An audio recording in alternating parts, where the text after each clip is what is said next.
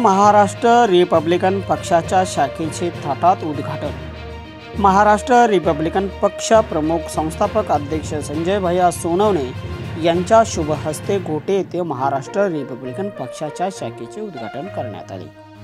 शाखा अध्यक्ष दादासाहेब खंडाळे, शाखा उपाध्यक्ष सचिन खंडाळे, सचिव राजू खंडाळे, खजिनदार महादेव खंडाळे, सरचिटणीस राजू वसंत खंडाळे, सल्लागार तानाजी धोत्रे, कार्याध्यक्ष सागर खंडाळे, कार्यकर्ते राहुल वायदंडे, नागराज खंडाळे, खंडू सौदागर खंडाळे, गणेश खंडाळे, चैतन्य खंडाळे, लक्ष्मण खंडाळे, रामा खंडाळे, तुषार खंडाळे, महादेव राजाराम खंडाळे व मोठ्या संख्येने जमलेल्या समाज बांधवांच्या उपस्थितीत शाखा उद्घाटन समारंभ पार पडला।